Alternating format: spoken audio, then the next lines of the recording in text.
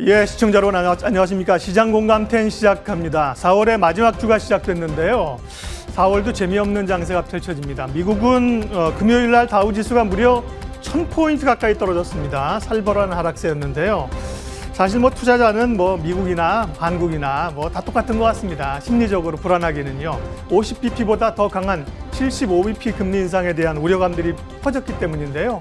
국내 증시도 당연히 하락 출발했습니다만 그래도 우리 학습 효과가 좀 있기 때문에요. 예, 밀리면 사고 오르면 팔아야 된다는 그 지금 트레이딩 구간이 있기 때문에 오늘 아침에 증권사들의 대체적인 시각도 2600선대에서는 살만하다. 밀리면 분할 매수하는 것이 좋겠다고 얘기를 합니다. 다행스럽고요. 다만 여기서 중요한 단어는 분할입니다. 분할. 한꺼번에 사지 마시고요.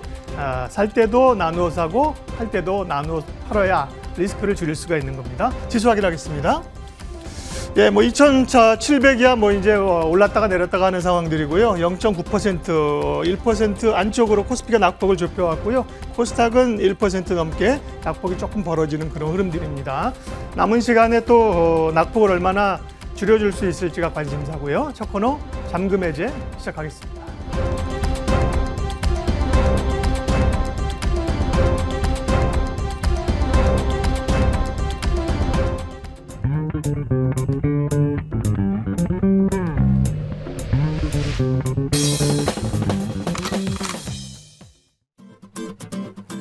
네, 일단 양지수 모두 다 하락권이고 그나마 다행이라고 봐야 될까요? 낙폭을 조금 줄이고는 있습니다. 주말 사이 뉴욕장 영향 고스란히 받아가고 있는 상황이고요. 외국인 선물 쪽의 매수는 좀 확인이 되고 있네요. 시장에 대한 이야기 점검하겠습니다. 오늘 김종효 위원과 함께합니다. 어서 오세요. 네, 안녕하십니까? 네, 위원님과 특징주 오늘 시장에서 지금 제일 주목받고 있는 건 사실 팜유 관련해서 종목들일 것 같아요. 제시케미칼도 상한가 나오고요. 롯데 정밀화학도 그 맥락에서 올라갑니다. 팜유 그리고 바이오 디젤, 글리세린 이런 쪽으로 연결고리가 잡히면서 오름세가 나오고 있는데 롯데 정밀화학 같은 경우는 실적에 대한 기대도 있는 종목이기도 하고요. 음식료 섹터의 이 이슈 어떻게 보시는지 그리고 롯데 정밀화학에 대한 전략도 같이 좀 주세요. 네, 롯데 정밀화학은 제가 이 시간 말고도 여러 시간을 통해서 괜찮다.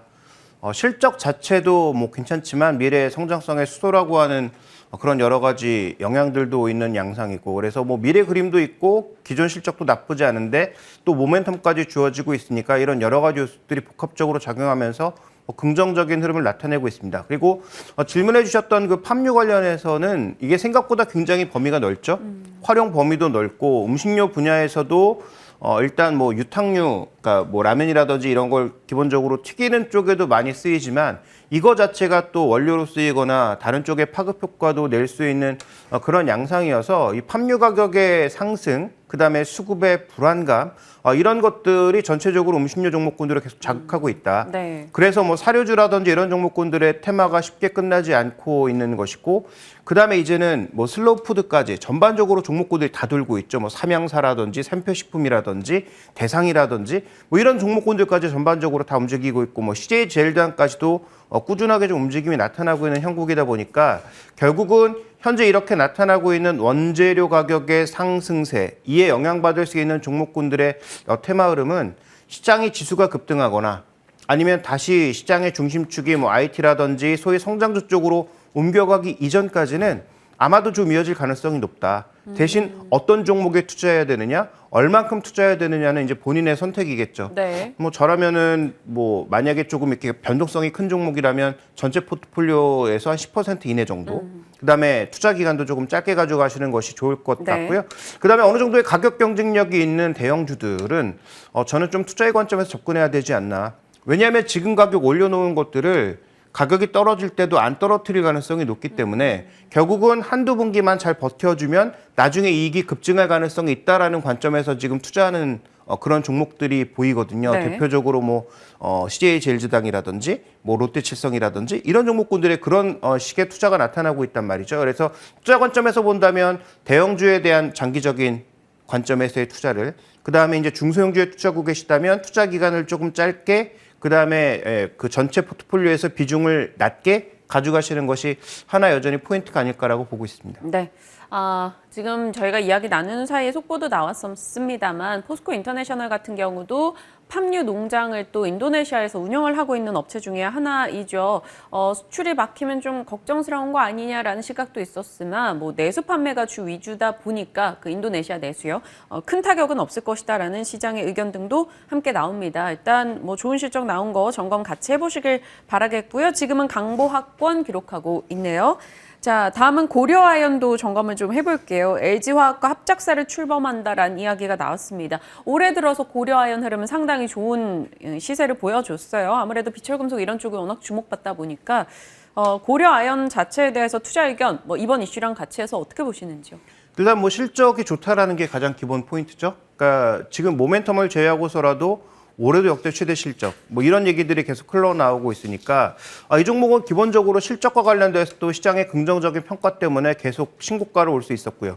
그런데 이제 신고가는 그렇다 치고 다른 종목에 비해서 밸류에이션 자체가 좀 높습니다. 뭐 PB 관점에서 또 1.5배 이상이고, 그다음에 PE 관점에서 또 지금 한 15배 이상 정도를 기록하고 있는데, 소위 이제 비철금속 쪽에서 실적이 좋다고 해도 이 정도의 수익성을, 이 정도의 밸류에이션을 보이는 종목 별로 없잖아요. 네. 다 아시는 것처럼 LG 에너지 솔루션과의 합작, 이게 이제 긍정적인 모멘텀으로 작용하면서 현재 성장성과 관련된 부분, 전구체를 만들어낼 수 있다면 그와 관련된 성장성이 붙으면서 이 정도의 밸류에 온 것이기 때문에 뭐 당연히 종목 자체는 좋고 신고가 영역에서 놀고 있는 종목에 대해서 뭐 나쁜 평가를 할 이유는 전혀 없다. 다만 그러면 어디까지가 고점이냐라는 부분과 네. 현재 이렇게 재료가 노출되었을 때 나타날 수 있는 변동성을 어떻게 이제 우리가 흡수해 나갈 것이냐가 관건인데, 저는 이것도 뭐 신규 매수의 관점에서 본다면 뭐 기존에 보유하고 계신 분들은 전혀 흔들릴 이유가 없는 것이고, 신규 매수의 관점에서 본다면 지금 가격에 공격적으로 사시기보다는 아까도 이제 앵커께서도 강조하셨던 부분인데 뭐 분할 매수, 조정시 분할 매수 정도에서 접근해야 되지 않나라고 판단하고 있고요. 지금 들어가신 분들은 뭐 기술적으로 단기 추세를 깬다든지 하면 일단은 조금 매수를 잠시 멈췄다가 다시 추세가 회복되거나 하는 것들을 좀 확인해가면서 지금은 좀 조심스럽게 가야 될 구간이 아닌가.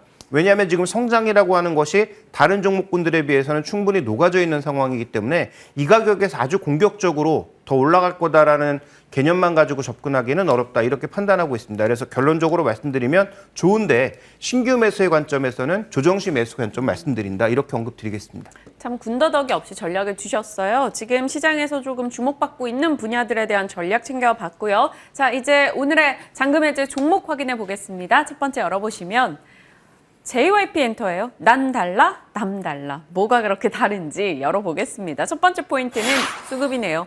외국인의 수급이 조금 우호적으로 변화가 있습니까? 네, 최근 들어서 지난주 외국인 순매수 1위가 JYP 엔터다, 이런 얘기도 나왔고요. 지금 뭐 준비된 그림에서 보시는 것처럼 최근의 주가 동향과 전반적인 외국인 수급의 양 자체의 증가가 주가와 좀 맥락이 같이 맞닿아 있는 그런 양상입니다. 근데 우리 여기서 뭘 발견할 수 있냐면 SM의 작년의 흐름과 뭔가 좀 많이 닮은 부분이 있지 않나? 이렇게 좀 생각해 볼 수 있습니다. SM이 네. 작년에 주가가 올라간 이유, 수급이 전반적으로 개선되면서 연초에는 외국인 수급, 그다음에 연말로 넘어가면서는 외국인 수급은 크게 둔화되는 상황에서도 기관 수급이 굉장히 크게 작용하면서 올라온 거거든요. 네. 물론 아시는 것처럼 SM은 여러 가지 이슈가 있었죠. NCT가 음반 판매량이 대폭 증가하면서 나타난 흐름도, 펀더멘탈적인 흐름도 있었지만 그 안에 또 중요하게 작용한 것은 다 아시는 것처럼 M&A 이슈라고 하는 게 또 크게 작용하면서 주가에 이제 붐업이 있었는데, 어쨌든 그 스토리 자체가 뭔가 조금 비슷하게 풀리고 있는 게 아닌가라는 생각이 들어서 굉장히 제목을 잘 뽑아 주신 것 같은데, 남다르고 뭔가 난 다른 그런 현재 모습을 보여주고 있는 게 아닌가. 그렇다면 우리가 이 JYP 엔터는 과거 SM의 주가 흐름과 무엇이 같은지에 대한 판단이 가장 중요하지 않을까, 이렇게 좀 보고 있습니다. 네. 그러면 JYP 엔터가 한동안 뭐 강하게 올라왔다가 조금 쉬고 있는 흐름에서 다시금 치고 나갈 수 있을 것인가, 정비를 좀 해봐야겠죠. 오늘 장은 4% 이상 올라가다가 지금 상승분을 조금 줄이고 있는 상황이거든요. 두 번째 포인트 확인해 보겠습니다. 아티스트 라인업. 저희도 이제 엔터 쪽에 아티스트들이 다 가물가물하잖아요. 트와이스를 좋아하셨더라는 거는 전 기억하거든요. 트와이스가 뭔가 활동을 재개했나요? 트와이스라기보다는 그 아까도 말씀드렸지만 SM의 그 전반적인 주가 상승과 실적에 견인을 했던 것은 NCT였죠. 그래서 지금 현재 구간에서 우리가 주목해봐야 될 그 아티스트는 뭐 트와이스나 이런 뭐 그 니쥬 같은, 그다음에 엠믹스라고 새로 나온 그런 걸그룹의 어떤 라인업도 굉장히 중요하지만 이들은 겉보기에는 굉장히 이제 좋은데 실제로 실적 측면에서 아주 크게 기여하고 있는가? 이 부분에 대해서는 약간의 물음표가 달려 있죠. 물론. 네. 잘하고 있는 건 사실입니다만 폭발적인 증가를 가져가고 있는 것은 누가 뭐래도 스트레이키즈다. 지금 보시면 초동 판매량 자체가 뒤로 가면 갈수록 급격하게 늘고 있는 것이 발견이 되고 있고요. 자, 이쪽에서도 지금 스트레이키즈 성장으로 앨범 판매량 급증 전망 이런 얘기가 나오고 있잖아요. 결국은 이 스트레이키즈가 뭐 빌보드에서 뭐 1위도 뭐 한 것으로 기록이 됐었고, 그 다음에 이런 유튜브 쪽의 그 화제성 뭐 이런 것들도 최근에 올라가기 시작하면서 뭐 물론 이 걸그룹 라인업의 견조함도 분명히 역할을 하고 있으나 스트레이키즈라고 하는 소위 캐시카우가 굉장히 큰 폭으로 뭔가 실적을 만들어내지 않을까라는 기대감이 현재 구간에서 존재하고 있기 때문에 작년에 나타났던 SM의 상승세에서 M&A 관련된 부분을 뺀다고 하더라도 NCT 성장의 스토리가 그대로 좀 반영되고 있는 그런 상황은 아닌가 이렇게 좀 봐야 할 것 같습니다. 스트레이키즈 뭐 지속적으로 JYP 엔터의 모멘텀 중 하나로 꼽혀왔었던 아티스트 라인업 중에 하나입니다. 부럽네요. 사실 저도 김 의원님과 오랫동안 호흡을 맞춰왔지만 뭐 앵커 잘한다 이런 얘기 잘 못 들어봤는데 트와이스는 또 잘하고 있다라고 쉽게 칭찬을 받아갑니다. 네, 어찌됐건 JYP 엔터 그래서 조금 올해 다른 흐름을 보여줄 수 있다라고 기대를 해본다면 세 번째 포인트 밸류에이션. 지금 어떻게 봐야 될지. 네, 자 먼저 준비된 그림으로 좀 확인을 해볼까요? 이런 여러 가지 호재성 재료들을 모두 녹였을 때 과연 어느 정도의 수준이 적절한 수준인가에 대한 판단은 뭐 각자 기준이 다 다르시겠지만 지금 현재 이 PBR 밴드 쪽에서 보면 거의 뭐 8배에서 10배 수준, 그 다음에 PER 차트에서 보면 35배에서 30배 수준, 이 정도의 라인에서 움직이고 있습니다. 보통 우리가 이렇게 뭐 음원 관련주 또 엔터 관련주들을 밸류에이션 했을 때 보통 이제 PE 관점에서는 30배 정도, 그 다음에 PB 관점에서는 한 6배에서 10배 사이 정도가 이제 뭐 적정 주가 수준으로 많이 평가하고 있는 것 같은데 지금 그렇게 본다면 지금 현재 가격에서 그렇게 메리트를 강력하게 느끼면서 뭐 초강력 매수 이렇게 외칠 만한 상황은 아닌 것 같아요. 네. 그러면 현재 이걸 이어가려면 이 성장 속도, 아까 말씀드렸던 스트레이키즈의 성장 속도, 그 외 다른 라인업들의 뭐 매출 증가 속도 이런 것들이 계속 유지가 되어야 저 밸류에이션은 유지가 될 수 있는 거죠.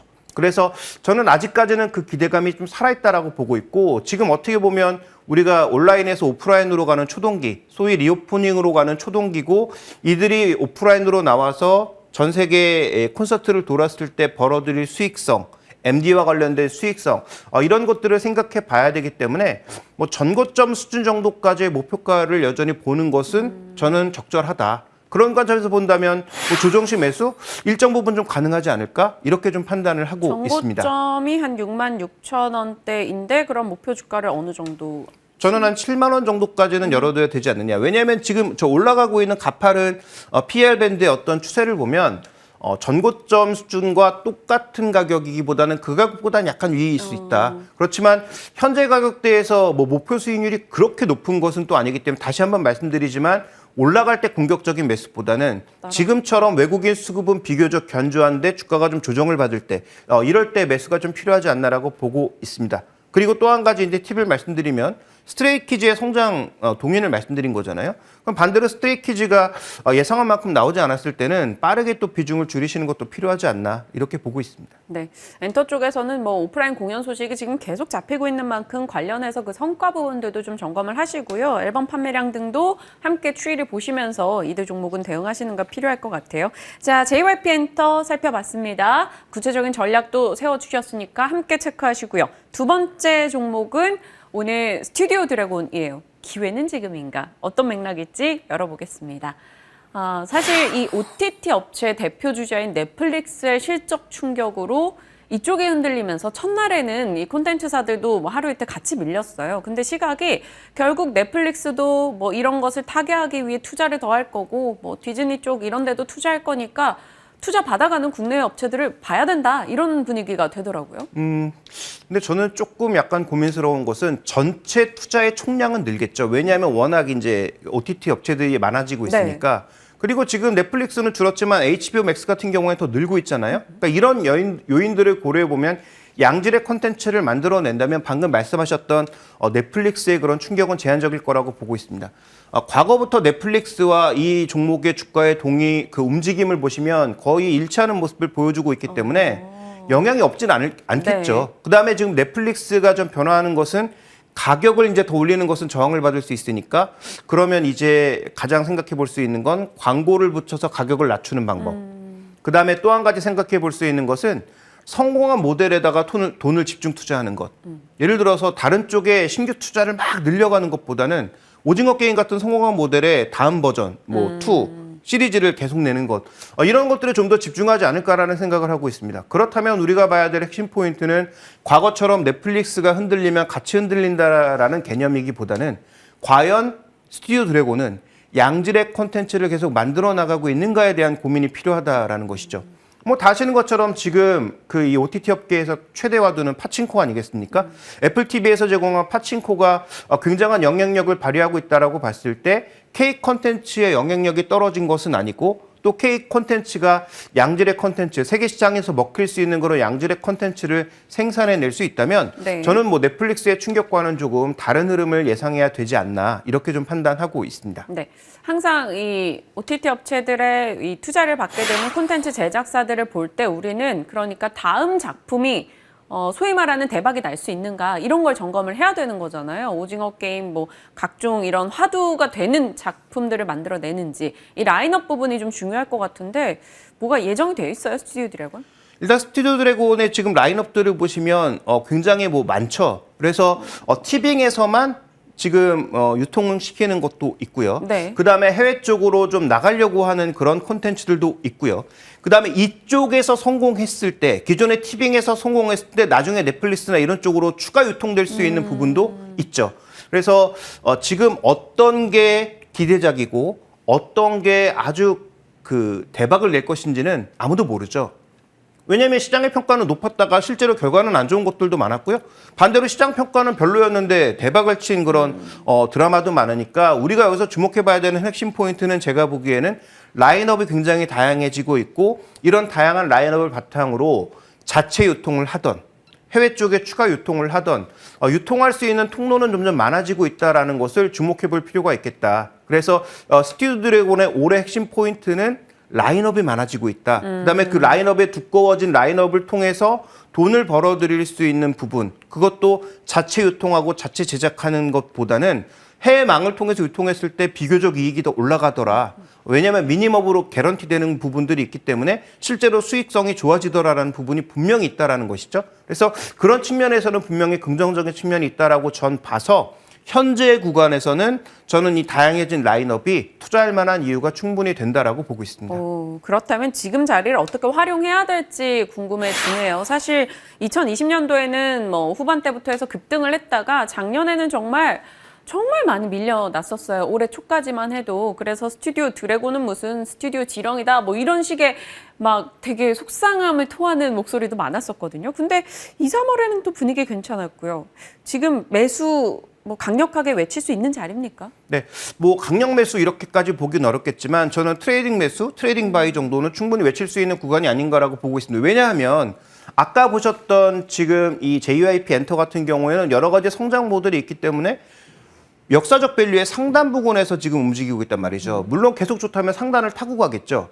그런데 지금 이 종목의 지금 PBR 밴드를 보시면 바닥권에서 놀고 있습니다. 네. 그러니까 여러 가지 악재들이 충분히 반영된 주가라고 봐야 되거든요.